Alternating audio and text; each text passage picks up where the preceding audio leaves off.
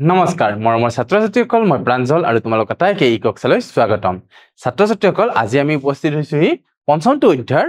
ষষ্ঠটো অংকত আৰু আজি আমি কৰিবলৈ গৈ আছো অনুশীলনীৰ বাকিবোৰ প্ৰশ্ন আহাচোন ইয়াত প্ৰথমতে যোগ কৰিব দিছে -3 + 0 -3 লগত যদি 0 যোগ কৰা কিমান পাবা -3a পাবা কাৰণ আমি পাইছিলো যে শূন্য লগত যেটো সংখ্যা যোগ কৰা সেই সংখ্যাটোৱে পাবা দ্বিতীয়তে দিছে 3 + 0 কিমান হ'ব উত্তৰ 3 হ'ব কাৰণ শূন্যৰ লগত যি সংখ্যাই যোগ কৰা সেই সংখ্যাটোৱে পাবা তাৰ পিছত চোৱা 0 লগত -9 যোগ কৰিছে ইয়াতো উত্তৰ কিবা -9 পাম কাৰণ শূন্যৰ লগত যিকোনো সংখ্যা যোগ কৰিলে আমি সেই সংখ্যাটোৱে পাওঁ এইবাৰ যোগফল নিৰ্ণয় কৰিব দিছে 308 আৰু -470 308 আৰু প্লাস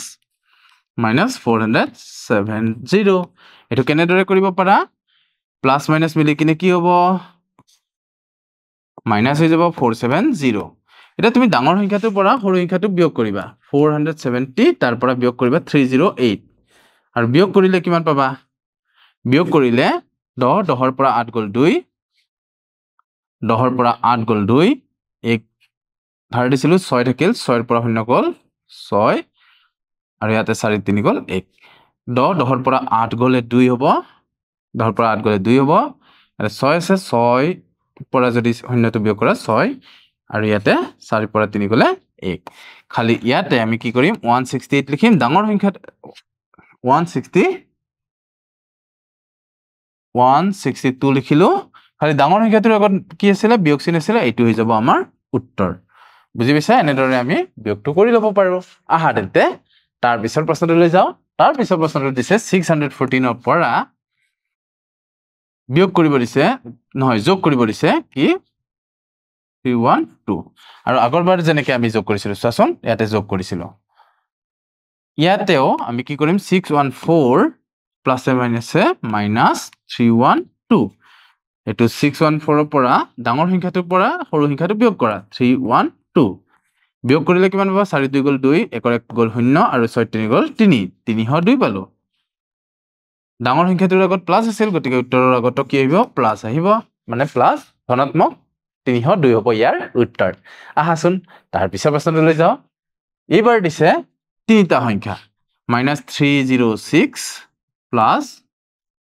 -501 প্লাস -409 এখিনি যদি প্লাস কৰা কেনেকৈ পাবা প্ৰথমতে আমি চিনটো এটা কৰি ল'ব লাগিব মানে -306 এটো প্লাস মাইনাসে মাইনাস হৈ যাব 501 -409 হ'ব আৰু এটো যদি যোগ কৰো মানে 306 501 আৰু 409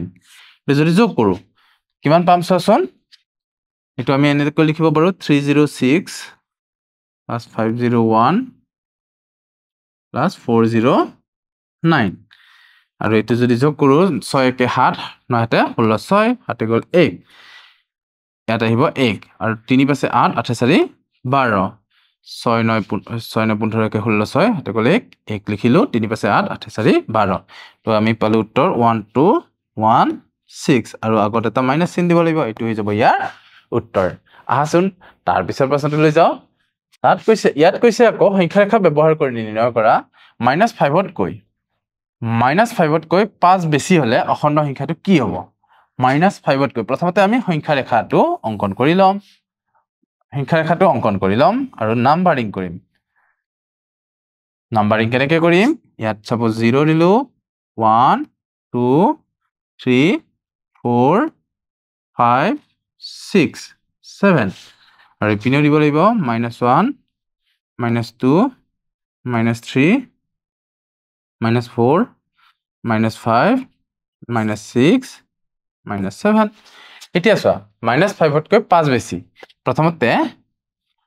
0 পৰা যদি আমি -5 ত যাও 5 বেছি বুলি কৈছে নহয়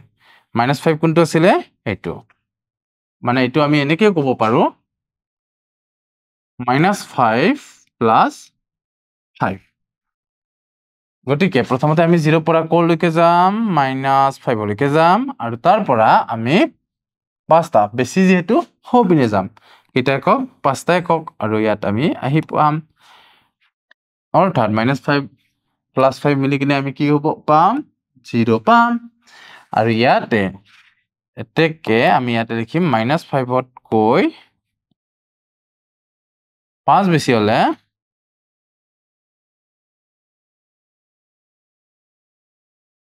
বেছি হলে অখণ্ড সংখ্যাটো হ'ব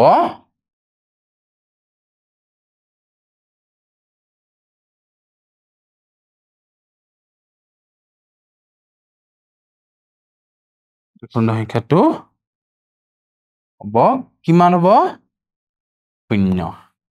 এটো হৈ যাব ইয়াৰ উত্তৰ বুজি পাইছা ছাত্ৰ-ছাত্ৰীসকল তেনে সহজে আমি এইবোৰ কৰিব পাৰো আহাচোন তাৰ পিছৰ প্ৰশ্নটোত কি দিছে চাও এবাৰ কৈছে -7 কৈ যদি 2 বেছি হয় তেতিয়া হলে অখণ্ড সংখ্যাটো কি হ'ব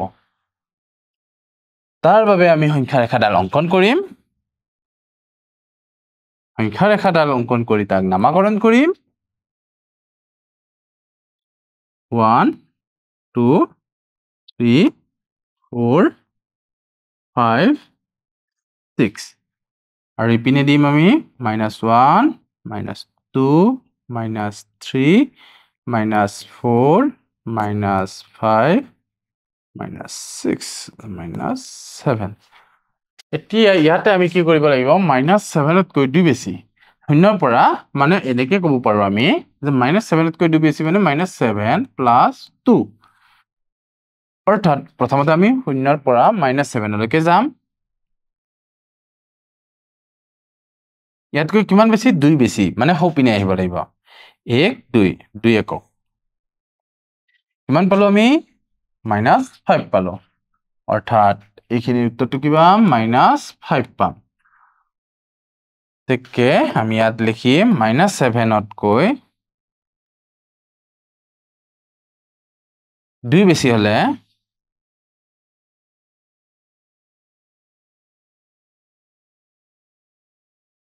অখণ্ড সংখ্যাটো হ'ব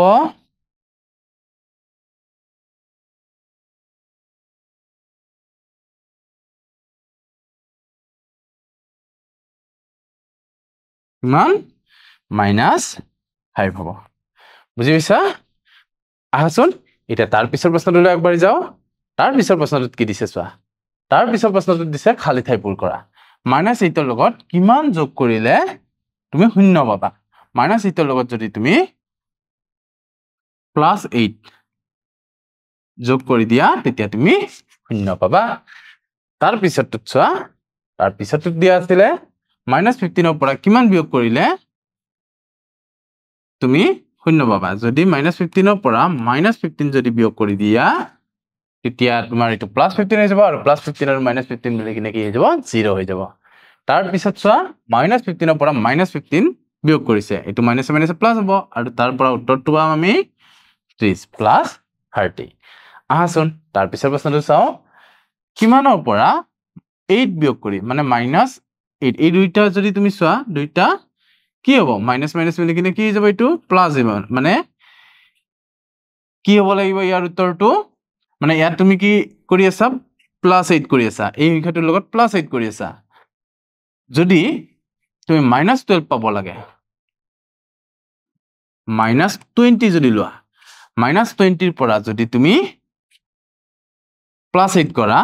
তোমালোকে কৰি চোৱা -20 এটো তো মাইনাস মিলি প্লাস হৈ যাব +8 20 পৰা 8 গল কিমান 12 আৰু আগত কি হ'ব চিনটো -12 হ'ব গতিকে ইয়াৰ উত্তৰ হ'ব -20 বুজিছা নিশ্চয় আহা তাৰ পিছৰটো চোৱা -9 -7 আৰু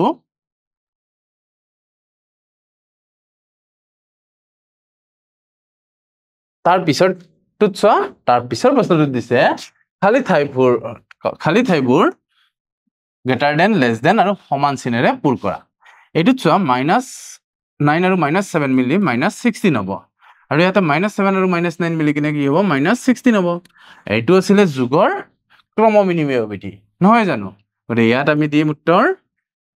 কি উত্তৰ দিম সমান বুলি দিম ইয়াতে কি দিম আমি সমান বুলি দিম বুজি পাইছা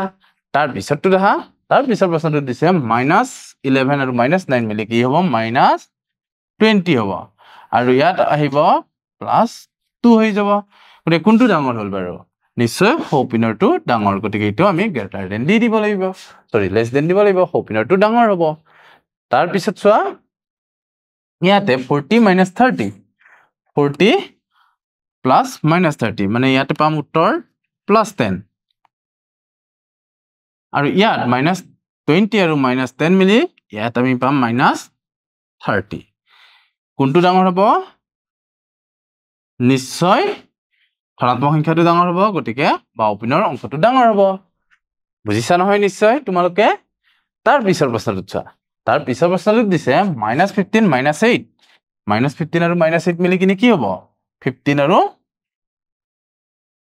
-20 ৰবা -15 আৰু -8 মিলি -15 -8 মানে +8 হৈ যাব আৰু 8 এটো কি হৈ যাব তোমাৰ -7 হ'ব আৰু ইয়াতে 15 পৰা যদি 8টো বিয়োগ কৰা তেতিয়াহলে 7 পাবা গতিকে কোনটো ডাঙৰ হ'ল +7 টো ডাঙৰ হ'ল এটো ঋণাত্মক সংখ্যা আছিল আৰু এটো ধনাত্মক সংখ্যা বুজিছা নহয় ছাত্ৰ-ছাত্ৰীসকল তেনেহলে আজিৰ ভিডিঅ'টি আমি ইমানতে সামৰণি মাৰিছো অহাবাৰ পুনৰ এটি নতুন ভিডিঅ'ৰ সৈতে পুনৰ লগ হ'ম তেতিয়ালৈ তোমালোকে ভালে থাকা কুশলে থাকা আৰু ভালদৰে পঢ়া-শুনা কৰি থাকা মা দেউতা আৰু শিক্ষাগুৰুৰ কথা সদায় মানি চলা তেনেহলে আজিলৈ ধন্যবাদ